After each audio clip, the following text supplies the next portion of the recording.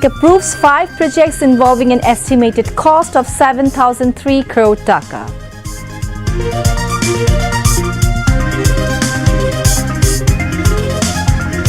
Prime Minister Tariq Rahman to visit Molavi Bazaar tomorrow. Will participate in various programs along with distributing family cards.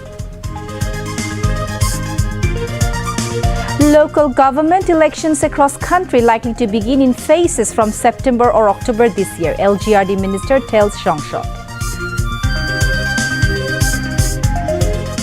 LGRD Minister calls for relaunching of 3 closed state-run media outlets to create employment for journalists.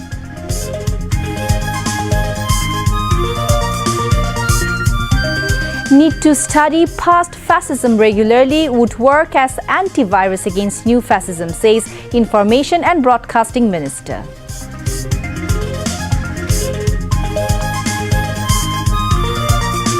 State Minister for Information and Broadcasting urges media to present independently truthful and accurate information to public in order to remove all remnants of fascism. Not only India, Bangladesh not to maintain relations with any country at the cost of nation's dignity, says Information and Broadcasting Advisor.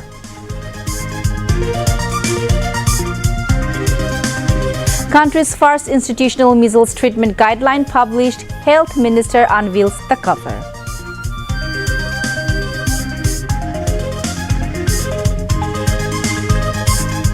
Memorandum of Understanding between Iran and United States to stop war signed electronically. Strait of Hormuz to be completely open by Friday, says Donald Trump. And champions Argentina to start their World Cup football campaign at 7 o'clock tomorrow morning. Opponent is Algeria. Assalamu alaikum viewers, this is Upama Shah with you, welcoming you to the news at 10. You have just heard the headlines, now moving on to the details. Executive Committee of National Economic Council (ECNEC) has approved 5 projects involving an estimated cost of 7,003 crore 36 lakh taka. The approval was given in ECNEC meeting held with ECNEC chairperson Prime Minister Tariq Rahman in the chair at Cabinet Division's Public Administration Conference Room at the Secretariat today. Cabinet members of Planning Commission and concerned secretaries attended the meeting. Among the 5 approved projects, 3 are new and 2 are revised projects. Approved projects are supporting infrastructure project for Chinese Economic and Industrial Zone, rehabilitation of Muhuri Kohua flood control drainage and irrigation project in Feni District Phase 1, development of the Kartoa River system, protection of the Talbaria area in Mirpur Upazila and the Komarkandi area in Kumarkhali Upazila of Kushtia district from Podda River erosion, first revised, and establishment of 1 technical school and college in each of 100 Upazilas, third revised project. After the ECNEC meeting, State Minister for Planning Mohammad Zunaid Abdur Rahim Saki briefed the reporters at the NEC conference room at Agargaon. He said the government has undertaken a series of major initiatives to strengthen development project implementation, improve monitoring systems and ensure efficient use of public resources.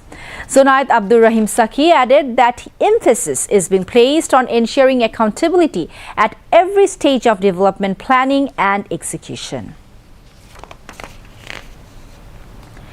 BNP Chairman and Prime Minister Tariq Rahman has said the stranglehold on the press no longer exists and this has been proven. He said this at a view exchange meeting with BNP beat journalists at the Bangladesh-China Friendship Conference Center today. The Prime Minister said that many BNP leaders and activists were saved during the past fascist era because of BNP beat journalists. Information and Broadcasting Minister Zohiruddin Shapon, State Minister Yasser Khan Chowdhury, Prime Minister's Office spokesperson Mahdi Amin, Prime Minister's Press Secretary Saleh Shibli, Additional Press Secretary Atikur Rahman Rumon, and other officials of the press wing were present at the exchange of views. Prime Minister Tariq Rahman emphasized on nationwide sports, cultural activities and innovative competitions to protect the country's youth and future generations from the terrible scourge of drugs. আপনারাও কিন্তু আমাদের নেতাকর্মীর পাশাপাশি আপনারাও সেরকম যন্ত্রণায় কাতরিয়েছেন। এরকম অনেক ঘটনা ঘটেছে যে তৎকালীন আইন শৃঙ্খলা বাহিনী একটি জায়গা ঘিরে ফেলেছে, যেখান থেকে আমাদের অনেক নেতৃত্বকে বা আমাদের কোনো প্রচন্ড অ্যাক্টিভ কোনো কর্মীকে তুলে নিয়ে যাবে। বিএনপিপিতে সাংবাদিকদের কারণে এরকম অনেক নেতৃত্ব বা অনেক অ্যাক্টিভ কর্মী সেদিন রক্ষা পেয়েছিল। আমাদেরকে আমাদের পরিবেশটা বাঁচাতে হবে, আমাদেরকে আমাদের ভবিষ্যৎ প্রজন্মকে বাঁচাতে হবে, আমাদের সন্তানদেরকে আমাদেরকে যেভাবে হোক তাদেরকে আমাদের রাইট ট্র্যাকে রাখতে হবে। সেটা শিক্ষার মাধ্যমে হোক, সেটা কালচারের মাধ্যমে হোক, সেটা স্পোর্টসের মাধ্যমে হোক, সেটা মানবিক, সামাজিক, ধর্মীয় মূল্যবোধগুলো তাদের মাঝে দেওয়ার মাধ্যমে হোক।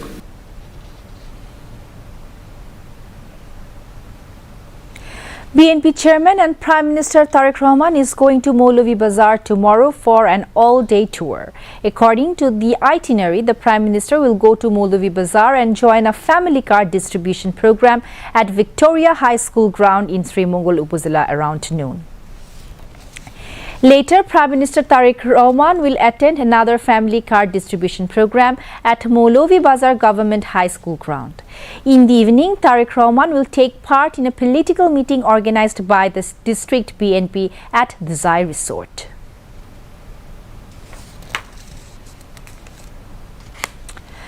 Local Government, Rural Development and Cooperatives Minister Mirza Fakhrul Islam Alamgir has said local government polls across the country may begin in phases from September or October this year following the end of the monsoon season. The minister said these while replying to a start-tabled question in the Judicial সংসদ today. He said the government plans to complete elections to all tiers of local government institutions within the next 1 year. The LGRD minister said the government intends to hold elections to union parishads, municipalities, Upazila parishads, Zilla parishads and city corporations within a 1-year time frame. He noted that the polls would be conducted gradually depending on the availability of budgetary resources.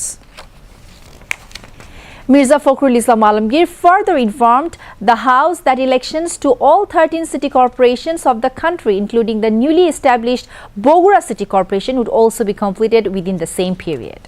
Replying to another query, the LGRD minister told Parliament that the government has undertaken a comprehensive short, medium and long-term action plan to address the chronic waterlogging problem in the capital. Responding to another tabled question, Mirza Fakhrul Islam Alamgir also said the government is working to transform union judicial centers into modern and more effective service hubs to ensure easy access to public services through digital platforms. Earlier, the day's sitting of the Judicial সংসদ began with Speaker Hafizuddin Ahmed in the chair. Prime Minister and Leader of the House, Tariq Rahman, attended the session.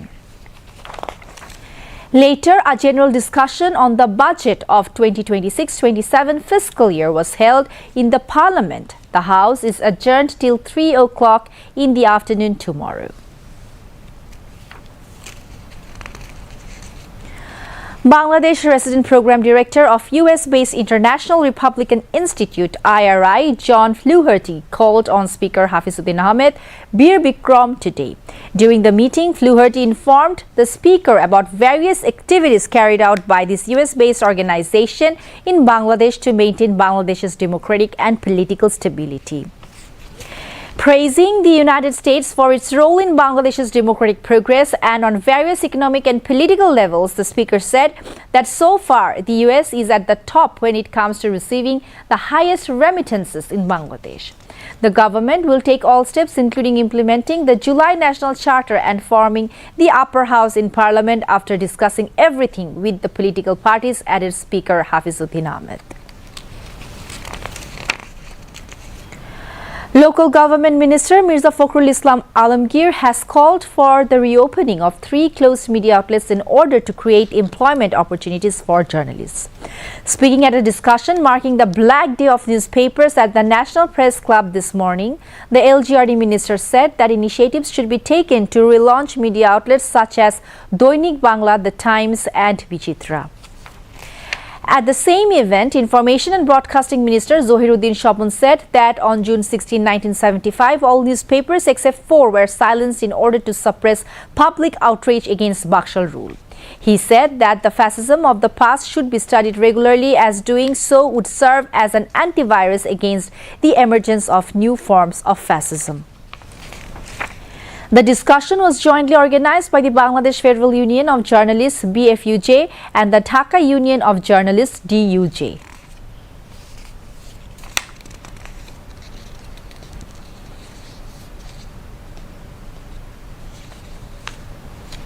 Information and Broadcasting State Minister Yasir Khan Chaudhary has called on the media to play an active and responsible role in ensuring that fascism can never raise its head again.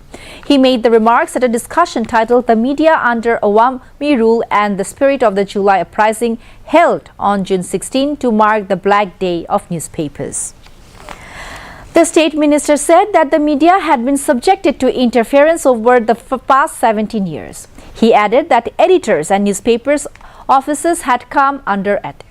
He also commented that political forces built upon the foundations of fascism tend to behave in an authoritarian manner whenever they come to power. Yasir Khan Chaudhary further urged the media to independently present truthful and accurate information to the public in order to eliminate all remnants of fascism. The event was attended by media personalities including Mahmudur Rahman, joint convener of the National Editors Council and editor of the daily Amar Desh.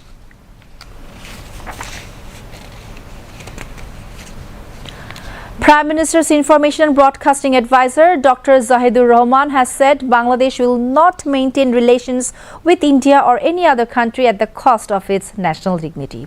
He made the remarks today during the government's weekly press briefing at the Secretariat on various activities and achievements. Responding to questions from journalists after the briefing about his recent visit to India, the advisor said he did not know why the unexpected incident occurred. However, he stressed that it was not a matter of hostility. Dr. Zahidur Rahman said he had intended to convey a positive message that Bangladesh is now governed by an elected administration, not by the Awami League government. Replying to another question, the advisor said he would visit India again in the future if he received a proper invitation. As a neighboring country, Bangladesh wants to maintain good relations with India. The government would do so by upholding the country's self-respect and dignity, he added. Holy Family Red Crescent Medical College Hospital published a clinical guideline on measles treatment as an institutional guide for the management, treatment and prevention of the disease. Health Minister Sardar Mohammad Shawkat Hussain officially unveiled the guideline today. Health Concerns said the guideline is developed to ensure more standard and coordinated diagnosis, treatment and management of complications related to measles. According to them, although disease-specific clinical guidelines have long been used in many countries around the world, this is the first institutional guideline of its kind developed by a healthcare institution in Bangladesh. The health minister said measles remains a significant public health challenge in Bangladesh. He mentioned that doctors have long needed a standard guideline to ensure effective prevention, early detection and proper treatment of the disease, and expressed hope that the new guideline would help fill that gap. The 50-page guideline, consisting of 14 clinical modules, includes key recommendations such as avoiding the use of corticosteroids in measles-related pneumonia, not using steroid eye drops for eye complications, and avoiding the use of dextrosaline alone in case of severe dehydration. The International Crimes Tribunal has set June 24th as the next date for witness testimony in the case against 4 accused persons, including BGB officer Lieutenant Colonel Redwanul Islam, over the killing of 28 people in Rampura during the July mass uprising in the capital. At International Crimes Tribunal 1 today, the order was issued after the defense lawyers representing the BGB officers completed the cross-examination of witness Mehdi Hassan in the case. Earlier, his testimony was recorded on June 11th.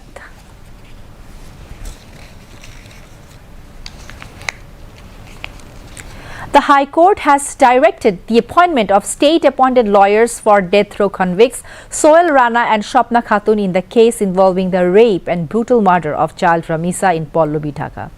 The order was issued today by a High Court bench comprising Justice Vishmo Dev Chakraborty and Justice K.M. Rashiduzzaman Raja. Meanwhile, the paper book for the death reference seeking confirmation of the death sentences of the two convicts has already been prepared. The hearing may take place before a special High Court bench on any day.